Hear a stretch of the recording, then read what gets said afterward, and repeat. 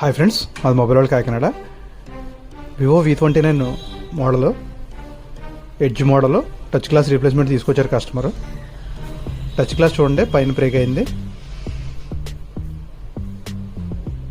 Display అంతా పర్ఫెక్ట్గా ఉండి ఓన్లీ గ్లాస్ బ్రేక్ అయితే కనుక కంప్లీట్ డిస్ప్లే అయితే మార్చుకోవాల్సిన అవసరం లేదు. ఓన్లీ టచ్ గ్లాస్ మార్చుకుంటే సరిపోతుంది.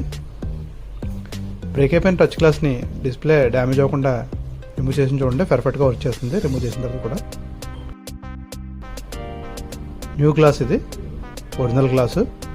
మిషన్లో లామినేషన్ అయిన తర్వాత గ్లాస్ ఫినిషింగ్ చూడండి, న్యూ డిస్ప్లేలా రెడీ అయిపోయింది.